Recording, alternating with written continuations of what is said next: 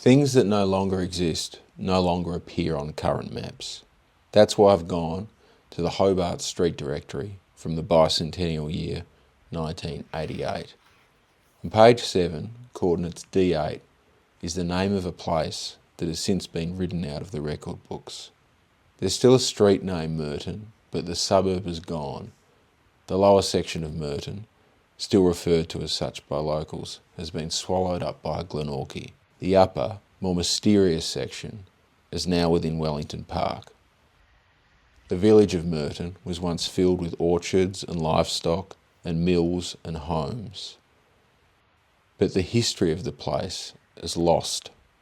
The children that lived there were particularly poor, travelling down the mountainside barefoot to school.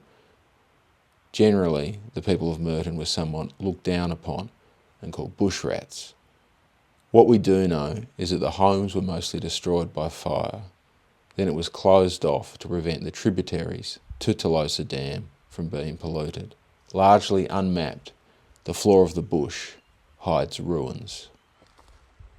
The Australian art critic Robert Hughes pointed out that as a country, Australia is actually pretty much bereft of great ruins, with the exception of Port Arthur, which he called the Australian Parthenon. For the most part, all of our ruins are like this. Piles of bricks in the bush, surrounded by lost knowledge. And they're out there, maybe you can find them if you go wandering.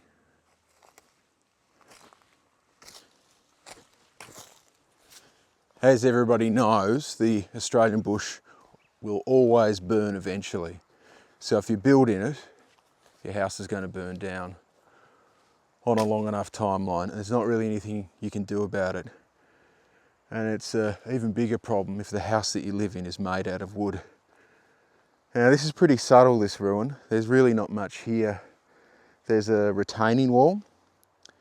It's really sort of crushed together with a bit of basic sort of primitive cement, and this whole area behind me, it's just kind of flat and rammed down. There's no bricks here. There's no proper substantial foundations. So the home that was here must have been made completely out of wood. So now it's completely gone. There are these tree trunks here, and you can see they've been chopped off with a chainsaw. Someone's come along after the fire and taken them down, as you do for safety. But the dude who took them down seems to have gone to work and carved something in here.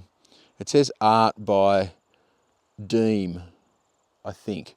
I think there's a D at the front and there's an M at the back, and the two E's, well, they look like the old Basquiat E. So, I don't know. Anyhow, it's all kind of weird.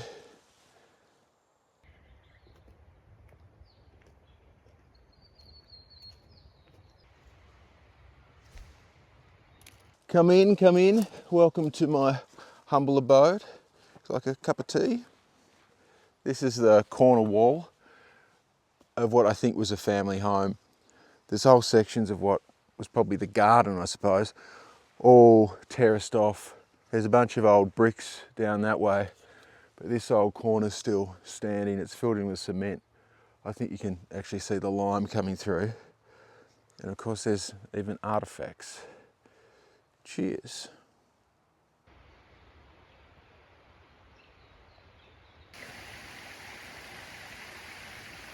This is a log bridge up the top of Humphreys Rivulet.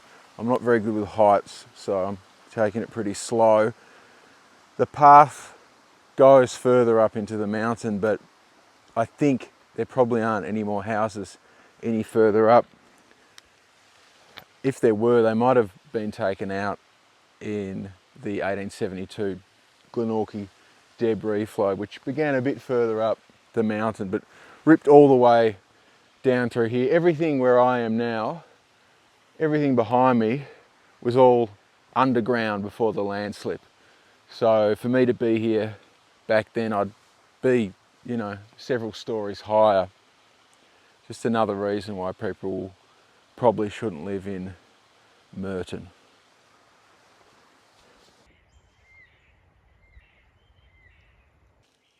So this house has a pretty substantial wall or fence running across the entryway. This is the drive.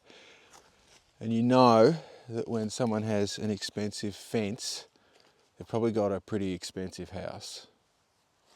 So we'll go have a look.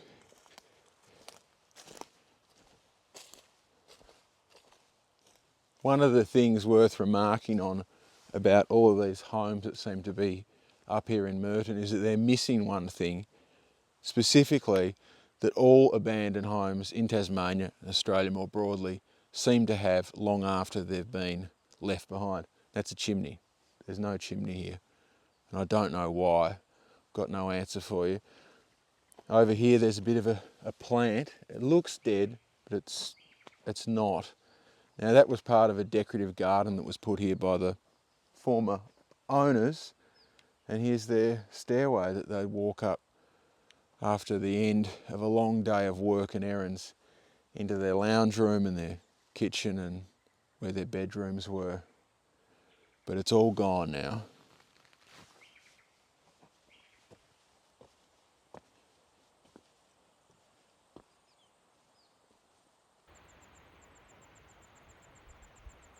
Given more time, there are more ruins to discover. A clue to spot in some is the appearance of non-native trees, standing taller and a different shade of green.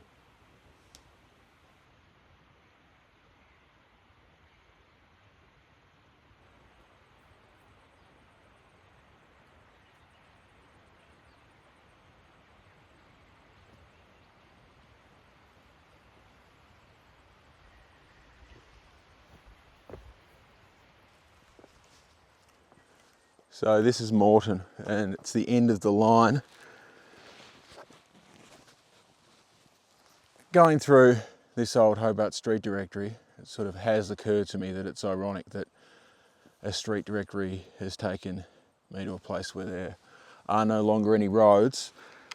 And I was flipping through the pages, and you write down addresses of friends and phone numbers and things like that in something like this. And there's also other bits and pieces, and poetically, for some reason on the last page of this book, there's this. It's actually the epilogue from Barry Lyndon. It was in the reign of George III that the aforesaid personages lived and quarrelled. Good or bad, handsome or ugly, rich or poor, they are all equal now.